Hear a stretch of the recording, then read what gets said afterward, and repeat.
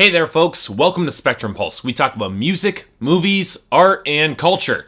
And today we're going to be talking about the debut album from Krystal Keith, titled Whiskey and Lace. Now, it's a healthy response to feel a little bit wary whenever you approach music made by the children of major artists. Not to automatically denigrate it because of its lineage, good music can spring from anywhere, especially in country music, but some skepticism is naturally expected. After all, I haven't exactly forgotten the legacies that acts like Hot Shell Ray and LMFAO have landed courtesy of their family connections, when in any sane world, neither of those groups would have been signed or gotten airplay in the first place. And I've gotten the same issues with nepotism that everybody does. More qualified, experienced, or just plain better artists getting turned away in favor of a famous son or daughter to get their shot in the spotlight. But that being said, I was actually kind of anticipating the debut album from Krystal Keith more than I initially expected that I would. Now, she's the second daughter of Toby Keith, a favorite country singer of mine and one who I reviewed earlier this year. It's interesting to note that Toby Keith really hasn't had a great 2013, especially when it comes to the tumultuous year that country music had as a whole. And while I did mostly like his album Drinks After Work, it hasn't really stuck with me a couple weeks later. Indeed, Toby Keith seemed almost amused that critics took the album as well as they did. But if there's one thing about Toby Keith that I have always respected, is that he's got a fairly good head for business. And if he was more focused on helping his daughter get started off than with his own personal solo record, you know what? That would make some degree of sense to why Drinks After Work came across as a bit lightweight. And considering that Krystal Keith is signed to his label Showdog Universal Music, that Toby Keith produced this album, and that he also contributed a couple songwriting credits, it'd be wrong to ignore Toby Keith's watchful eye on his daughter Krystal's debut album, Whiskey and Lace, even though it is primarily her thing. But, so putting it all aside, how did the album actually turn out? It's okay. In fact, by most reasonable standards, this album is pretty good for a debut country album and will likely satisfy the majority of listeners. But I can't help but feel underwhelmed by Whiskey and Lace by Krystal Keith, and it's not from any one major issue, but a bunch of niggling little things that don't quite come together. But in comparison with some of the other debut albums from female country singers this year, look, Whiskey and Lace just doesn't measure up. So okay, let's start with Krystal Keith herself. She's got a rich, soulful alto that I really liked, and she's got some decent range and some genuine charisma. Appears that runs in the family. She can definitely tell that it's her debut album though, because she hasn't quite mastered the ability to convey a lot of emotion and power through her delivery, which meant I was left kind of feeling cold on some tracks. It reminded me a lot of early Reba McEntire from back in the early 80s, back before she had a true handle on her persona and emotional delivery. But you know what? Reba managed to rise above that, and I'm confident that with some time and practice, Krystal can as well. But you know what? On that note,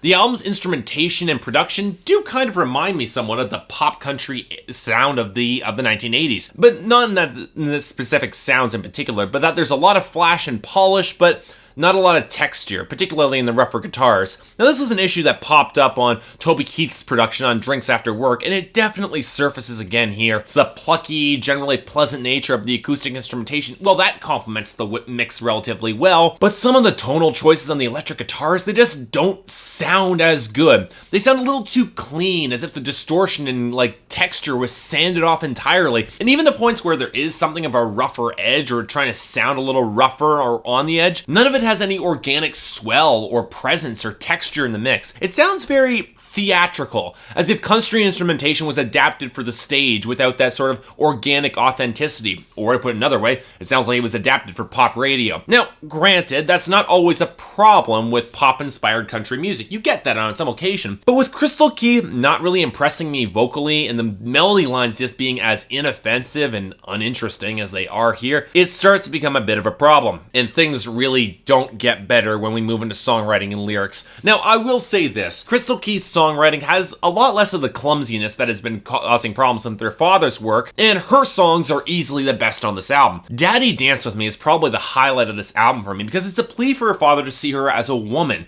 instead of just a girl, and accept that she's moving on with her life and getting married. And unlike most of this album, it feels like it springs from a real emotional place. You know, I just wish that the rest of this album had any sort of that degree of weight or ambition. Sadly, though, Whiskey and Lace is a decidedly safe debut album, at least from a songwriting point of view, and the songs that do try a little bit harder don't work nearly as well as they should, mostly courtesy of some really sloppy songwriting. Let's take Can't Buy You Money, a song that tries to show the plight of a mother who dealing with money troubles with lines like, "Happiness can't buy you money." But you know what? Between the lyrics and Krystal's delivery on the song, I don't buy that there's any happiness in this song altogether. Or let's go into the song What Did You Think I'd Do, which is a song where Krystal's so over the moon for some guy that she jumps into marriage with him, even though he's dead broke. And the song frames it with all of Krystal's exuberance and all her happiness and none of the dozen or so warning bells that should be going off in situations like this. Or let's take the song Beautiful Weakness, a song that features her father, Toby Keith, and sounds raw and vulnerable as it talks about love and relationships and how troublesome they can be. But the problem with the song is it's just so maddeningly unspecific that I can't help but feel distant from it. I don't have any emotional connection to the lovers in question in the song. Even Whiskey and Lace, the title track, a song about a stripper struggling to get by as a single parent, it would have had more weight if Krystal wasn't just telling the story about somebody else and framing it as absolutely tastefully as she could, which, you know what, I'm sorry, that doesn't reflect reality as strippers. Look, in the end, this album, it's not bad, but it's not as strong as a debut as it could have been, and it really doesn't do a lot to establish Krystal Keith as a presence behind the microphone. All the topics that Krystal and her songwriters touch on this album, well, they were handled better this year by Casey Musgraves and especially by Brandi Clark, and she doesn't quite have the stage readiness that's behind a singer like Danielle Bradbury, for instance. Now look, that being said, it does help matters that Toby Keith was the executive producer of this album, and as a songwriter avoids the majority of the pop country cliches that this album could have easily fallen into, and thus the record has a very pleasant and inoffensive traditional country sound. Well, for the most part, it's got pop edges, but it's a modern country album. What are you gonna expect? But you know what? That might actually be even worse, because this album, it just doesn't really stick out in the mind, in the memory, and it doesn't stand out much against the rest of the crowd, which I gotta admit, that's disappointing. So you know what? For me, Whiskey and Lace is a 6 out of 10, and a recommendation only if you've heard the new albums this year by the other female singer-songwriters that I've reviewed so far this year. If you heard all those already, go ahead and check this out. Otherwise, you'd be better off checking out those ones first. I will say this though. If Krystal wants to grab a hold of her career and start writing the majority of the songs on her own, all power to her. You know what? It might just be what she needs to break out of her father's shadow and make something truly special. It's what Hank Williams III did, and I'm confident Krystal can do it too.